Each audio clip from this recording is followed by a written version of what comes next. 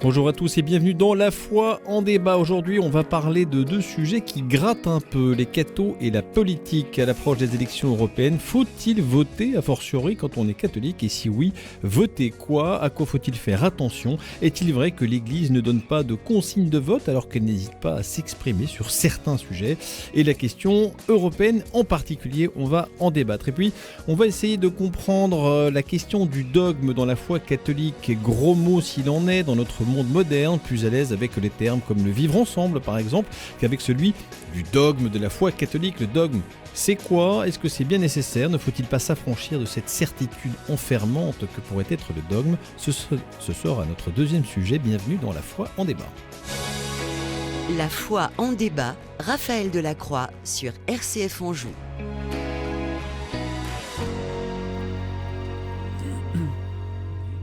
Panier, voilà, c'est mieux avec le micro. Je suis en compagnie du père Emmanuel Dandinier qui nous vient tout droit de Saumur. Bonjour mon père. Bonjour Raphaël. Et du père Kevin Emmanuel Labbé qui nous vient tout droit de Candé. Bonjour mon père. Bonjour Raphaël. Merci à tous les deux de participer à ce débat. Alors, je le sais, l'Église catholique ne donne pas de consigne de vote, on connaît ça par cœur, ça se saurait. Néanmoins, elle invite quand même régulièrement à s'engager dans la vie de la cité. Alors en fait, peut-être un peu plus aujourd'hui qu'hier, beaucoup de cathos qui étaient investis dans la vie politique sont peut-être un peu plus désabusés, se demandent si tout cela est bien utile, dévalorisation de la parole politique, ingratitude des petits mandats. Est-ce que finalement les catholiques ont un rôle particulier à jouer dans cette question politique, Père Emmanuel Dandinier ? Permettez-moi dans un premier temps de faire un tout petit pas en arrière, mais qui sera une façon de répondre à votre question. C'est que nos paroisses, puisque nous sommes tous les deux en paroisse avec le père Kevin Emmanuel, chacun dans notre coin, et en fait, dans une paroisse, tout le monde ne met pas le même bulletin de vote dans l'urne. Ça veut dire que c'est comme une petite société dans laquelle on essaye de trouver une unité foncière qui est un ferment d'unité, on pourrait dire nationale ou d'unité sociale en tous les cas. Et ça, c'est plutôt sain. Et si on pouvait, en attendant de résoudre cette question que vous posez, si on pouvait déjà trouver un terrain profond d'entente face à un combat, par exemple, un combat spirituel contre le mal et pour que Dieu puisse remporter des victoires en nous et dans notre petite société qu'est la paroisse, eh bien, on fera beaucoup de bien à la société. Et du coup, on pose la question un peu autrement. Il faut qu'on trouve un ennemi commun, au fond, ce qui nous permet de savoir comment se comporter en politique, c'est aussi de voir si nous avons ou non un ennemi commun. Bon, très bien. C'est souhaitable. Vous répondez pas à ma question quand même. Non, c'est vrai, j'y ai pas répondu parce que je pense que, enfin, pas tout de suite. C'est un préalable que vous vouliez poser.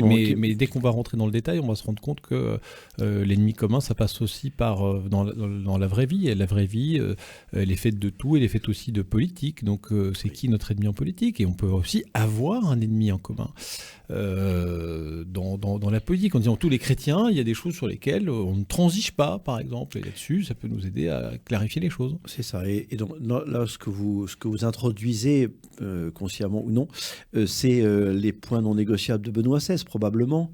Pourquoi pas ? Le pape Benoît XVI avait parlé de points non négociables, c'est-à-dire des points sur lesquels on ne peut pas transiger. Parce que l'Église a toujours hésité entre une intransigeance qui ne serait pas habile sur le plan politique, c'est-à-dire d'être parfaitement droit dans nos bottes sur le plan des enjeux de la société, mais du coup de se couper d'une société qui fonctionne autrement, par opinion publique, par mouvement d'opinion et de ce genre-là, ou alors au contraire une espèce de ralliement. Tout le monde connaît bien le ralliement de Léon XIII à la fin du XIXe siècle, où Léon XIII dit « ce serait mieux ». Enfin, du moins, il le dit à son époque. Il faudrait peut-être remettre ça en débat.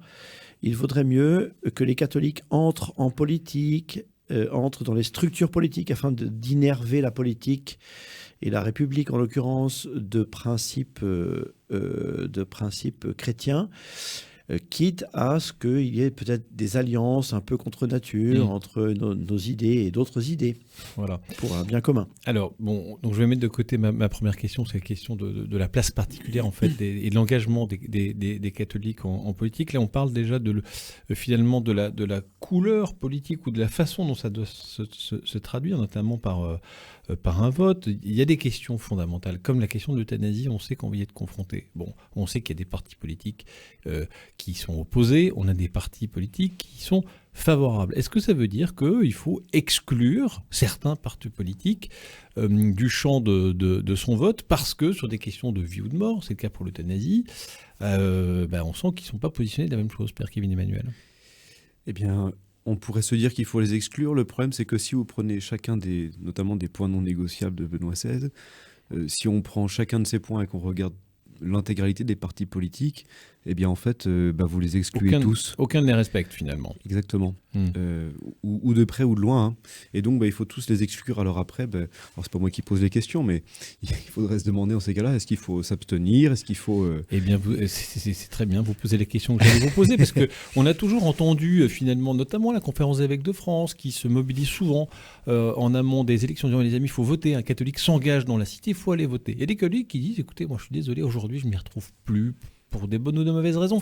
On entend plus souvent ça qu'avant. Est-ce que l'abstention est catholiquement acceptable, Père Emmanuel?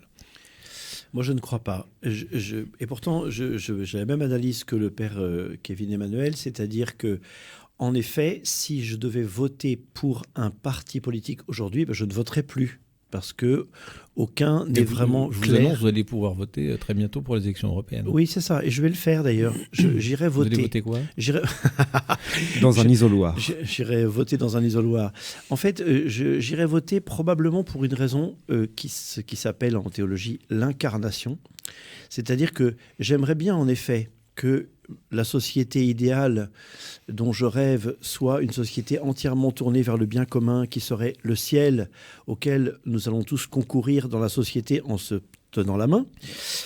Mais le problème, c'est qu'aujourd'hui et maintenant, ce n'est pas le cas. Je vis dans une république qui fonctionne de façon démocratique, avec tout un tas de... C'est le principe de réalité, quoi, ça que vous voulez dire. C'est le principe de réalité, voilà. Et donc, j'exclus absolument ce qui me paraît le pire. Et puis parmi... Quoi le pire?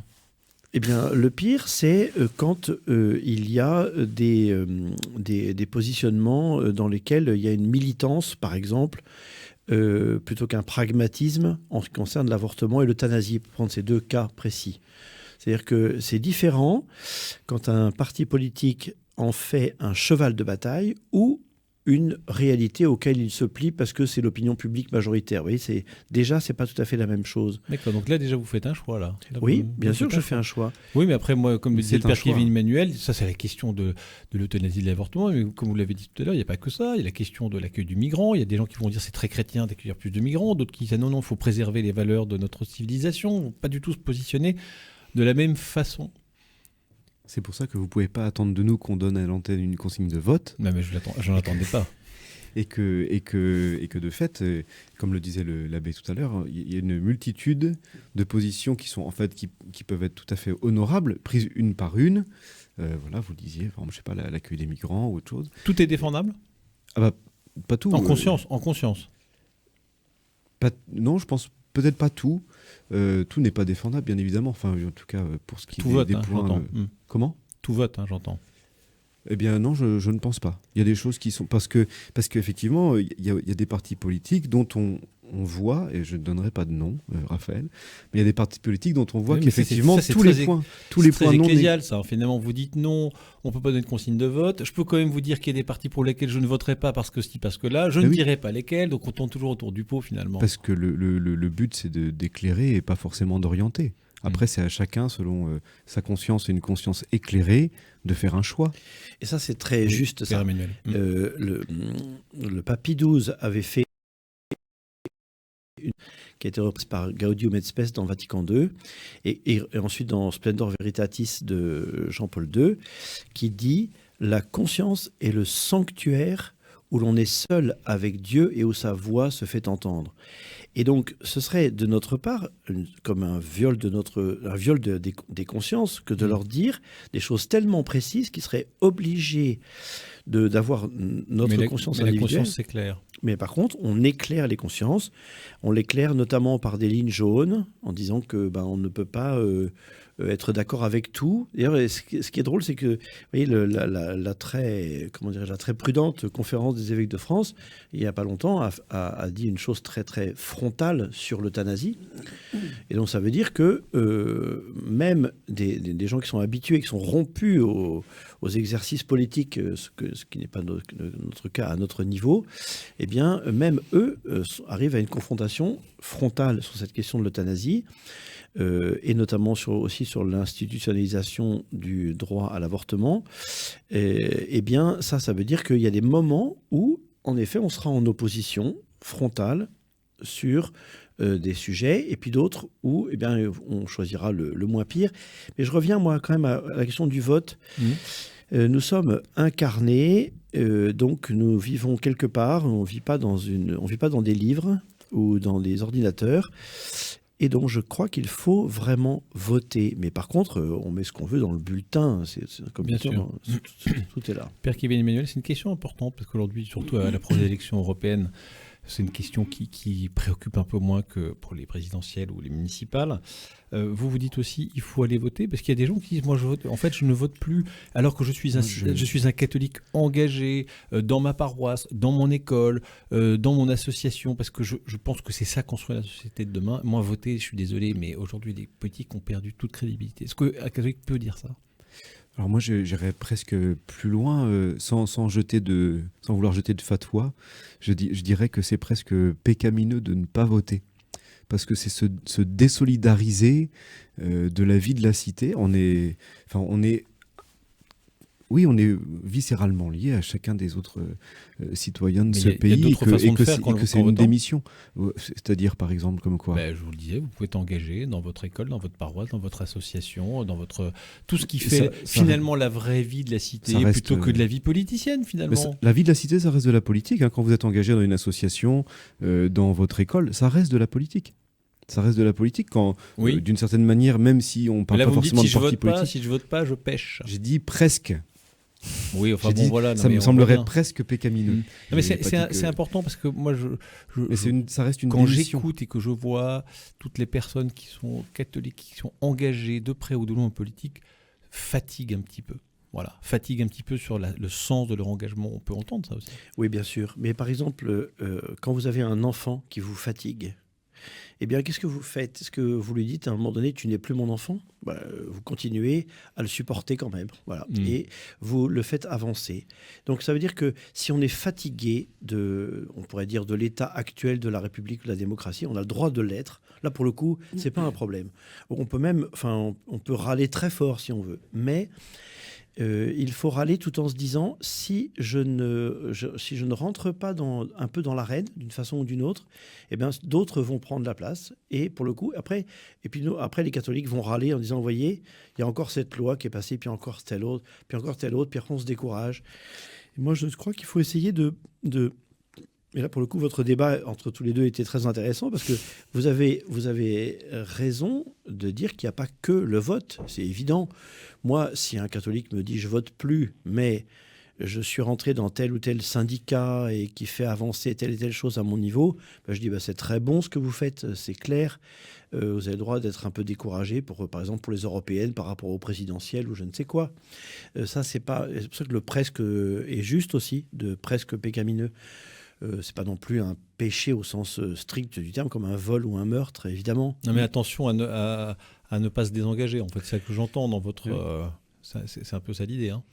C'est-à-dire qu'en fait, vous voyez bien, c'est tout... à mon avis, c'est même le sens de l'apostolat des laïcs selon le Concile Vatican II. C'est-à-dire qu'il y a un certain nombre de choses qui, comme le culte, qui reviennent au clergé. Ce qui revient aux fidèles laïcs, c'est de s'engager dans la vie de la cité, alors effectivement pour l'évangélisation, mais aussi pour le bien commun, pour le bien de nous tous au sein de la nation, et quel qu'en soit le régime. Eh bien écoutez, merci, on va essayer de voter donc, c'est quand même mieux que de ne pas voter, ça j'avais bien compris, et en conscience, avec Bien certaines voter. lignes jaunes et lignes rouges, si j'ai bien compris. Un dernier mot, Père Emmanuel Une Dandini. toute petite chose, oui. En ce qui concerne, il faut faire un peu d'histoire, je crois. C'est-à-dire que jusqu'à Léon XIII, il était clair que le catholique français était monarchiste, évidemment, puisqu'il y avait une consubstantialité entre la monarchie et l'Église, la foi, enfin tout était consubstantiel. À partir du moment où la Révolution française a installé une distinction et même quelquefois une confrontation entre l'État et les ecclésiastiques d'une manière générale ou la religion catholique, et on a commencé à se demander quoi faire. Et donc le toast d'Alger, de la Vigerie, et puis après, quelques années plus tard, l'encyclique de Léon XIII, qu'on a appelé le ralliement, où il faut se rallier à la République pour l'innerver, etc. Et ensuite, ce qui s'est passé, c'est qu'il y a eu un certain nombre d'échecs dans cette politique de tendons la main à la République, à la démocratie, pour l'innerver de l'Évangile. Et aujourd'hui, on est arrivé à une situation qui est un peu différente, où les catholiques peuvent se demander, notamment en voyant l'exemple des États-Unis. Ce qui se passe aux États-Unis est toujours intéressant parce que 10, 15, 20 ans après, c'est ce qui se passe chez nous. Et donc, est-ce qu'une confrontation est inévitable et à quel moment et quoi faire pour être dans la société sans être dupe non plus de cette société qui est ou anti-religieuse? La question est posée. Grâce à l'histoire. Merci beaucoup. On va passer à notre deuxième sujet. On va essayer de comprendre ce que c'est que le dogme, et savoir s'il ne faudrait pas s'en affranchir pour être un peu plus acceptable, pour que la foi catholique soit un peu plus acceptable. On y vient. La foi en débat, Raphaël Delacroix sur RCF Anjou. Toujours avec le Père Emmanuel Dandini de Saumur, le Père Kevin Emmanuel de Candé. Je voulais vous soumettre cette question parce que je l'entends souvent, ça gêne un petit peu cette histoire de dogme. On dit quelqu'un qui est dogmatique, ça veut dire qu'il n'est pas ouvert, ça veut dire qu'il est fermé. Déjà, est-ce qu'on peut dire ce que c'est peut-être tout simplement un dogme, Père Emmanuel? Ça va nous aider à définir les termes. Oui, alors dogma en grec, ça vient de dokeo, qui veut dire sembler, paraître. Donc ça veut dire que le premier sens de dogma, ça veut dire c'est l'opinion. Et puis cette opinion court, c'est le premier sens de ce mot, et ensuite jusqu'au moment où on pense que cette opinion qui a couru un certain temps devient une certitude, un dogme. Et donc, nous avons, dans le monde moderne, à cause de Kant, essentiellement, Emmanuel Kant, le philosophe, nous avons une perception négative du dogme parce que nous ne voyons que la deuxième partie, c'est-à-dire le moment où c'est une affirmation qui s'impose à la foi. Un impératif catégorique. Alors, l'impératif catégorique, ça c'est Kant, justement, et nous avons du dogme catholique une vision impérative et catégorique et du coup qui nous déplaît parce que ça vient de l'extérieur, on a un machin qui nous tombe dessus. Or, on a deux exemples intéressants en 1854 et en 1950, le dogme de l'Immaculée Conception et celui de l'Assomption, où en fait cette opinion, ce dogma courait pendant des siècles et des siècles. Pendant des siècles, les catholiques savaient plus ou moins que Marie était Immaculée Conception, mais se demandaient s'il fallait qu'ils l'affirment avec force. Et le pape leur a dit « dogma », c'est un dogme. Donc vous pouvez y aller. Donc ça veut dire que le dogme, il y a quelque chose de synodal dans le dogme, dans le bon sens du terme, c'est-à-dire qu'on écoute le peuple de Dieu avec son bon sens, son sens de la foi, et puis à un moment donné on dit, eh bien ça c'est certain et on doit le penser si on veut rester catholique. On peut dire ça comme ça. C'est pas des cardinaux qui, d'une salle obscure, ont décidé que ce serait comme ça, un point c'est tout. Non mais c'est important, quoi. C'est pas le Vatican qui émet des décrets dogmatiques auxquels il faut se confronter, quoi. Mais bien sûr, et puis après on écoutera ce que dira le Père Kevin là-dessus, mais en tout cas, vous voyez, dans les tout premiers siècles de l'Église, quand on a construit les dogmes que nous connaissons, Jésus est vrai homme, vrai Dieu, etc., on a mis des siècles à être bien sûr de ce que l'on affirmait quand on disait que Jésus était vraiment Dieu et vraiment homme, parce qu'il y avait des choses qui circulaient. Est-ce qu'il n'est que homme? Est-ce qu'il n'est que Dieu? Est-ce que l'Esprit Saint est Dieu ou pas? Voilà. J'ai envie de dire, et pourquoi pas, Père Kevin Emmanuel, finalement, est-ce que la recherche de la vérité, c'est pas un éternel recommencement, une recherche, une approximation? On peut jamais se dire à un moment donné, si maintenant c'est sûr, c'est décidé, nous avons la vérité, et ça, quand c'est un dogme, ça veut dire qu'on doit le croire. Si on se dit catholique, on doit croire le dogme, hein, si j'ai bien compris. Oui, c'est ça. C'est-à-dire que la recherche de la vérité, elle passe par...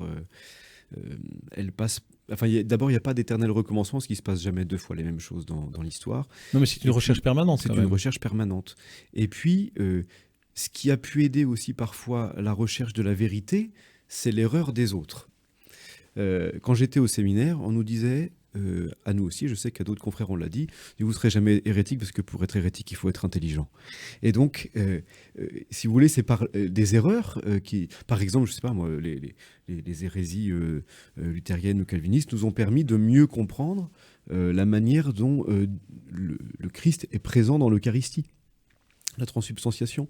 Et donc finalement, on pourrait presque les remercier de leur erreur qui nous a permis de nous rapprocher de la vérité. Et donc, il y a une espèce de jeu comme ça qui nous permet, enfin de jeu si j'ose dire, hein, entre l'erreur. Enfin, l'erreur permet parfois d'accéder à la vérité par des réponses, par des recherches. Et puis effectivement, tout cela se fait dans le temps long. Ça ne veut pas dire que les chrétiens ne croyaient pas à la présence réelle en 500 ou en 800. Mais on l'a dit de manière un peu plus assurée, enfin certainement plus assurée, au XVIe siècle. Vous pouvez nous expliquer, Père Emmanuel, justement ce côté, c'est quoi le statut de ce dogme? Il y a le côté, ça vous devez le croire, si vous ne croyez pas, vous n'êtes pas de la bande, entre guillemets. C'est ça qui est gênant, parce que souvent les gens disent, oui, j'entends bien, il y a des choses qui sont vraies, d'autres qui ne le sont pas, mais enfin, vous voyez, affirmer les choses en disant c'est une vérité éternelle, établie pour toujours, c'est un peu incommodant quand même. Oui, en fait, ça vient de Jésus. On n'a rien inventé du tout. Il a donné à Pierre un charisme certain de vérité, du moins quand celui-ci, en ses successeurs, en particulier les papes, et dans le magistère, s'exprime de façon extrêmement solennelle, ex cathedra, comme on dit en bon français, c'est-à-dire depuis sa chair, de manière un peu solennelle. Un pape n'est pas toujours infaillible, voilà. Donc c'est rare. C'est rarissime. Un pape, il faut toujours écouter le pape, parce qu'il y a toujours quelque chose d'intéressant à prendre chez. Mais je veux dire, le dogme, c'est rare. Mais le dogme est rare parce que le dogme est une affirmation solennelle, grave. Ce qui est drôle dans votre question, c'est que en fait, elle comporte culturellement, nous avons un problème avec le dogme, alors que nous nous soumettons aux axiomes.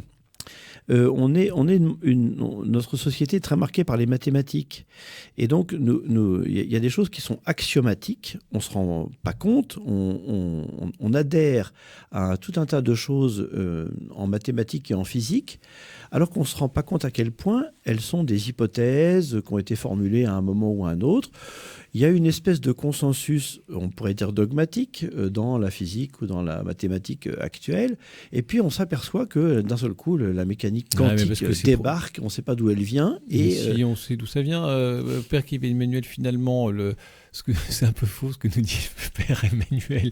Il nous dit, oui, mais la vérité scientifique, les théorèmes, etc., ils ont été aussi élaborés parce qu'on les a prouvés, finalement. Quand vous imposez le dogme de l'Immaculée Conception, c'est écoutez, Sensum Fidei qui devient un jour un dogme, personne ne l'a prouvé, que je sache. Personne ne l'a prouvé, mais tout le monde l'a cru, toujours et partout. Et toujours et partout, en tout cas dans l'Église, ça a été cru. Moi, je voudrais induire peut-être une distinction dont je ne suis pas très sûr, mais Emmanuel me corrigera. Il y a une distinction entre, vous voyez, ce qu'on comprend aujourd'hui, ce qu'on appelle la doxa dans le monde, quoi, et le dogme. Et vous voyez bien, moi, par rapport à ce que vous disiez, monsieur l'abbé, je trouve pas ça plus bête de croire à l'Immaculée Conception ou à l'Assomption qu'on m'impose de me dire aujourd'hui que finalement il n'y a plus d'hommes et de femmes et qu'on choisit ce qu'on veut et que ça doit être cru par tout et par tous et sans aucune réflexion, juste parce qu'il y a un sociologue un jour qui a pété un boulon et puis qui l'a dit.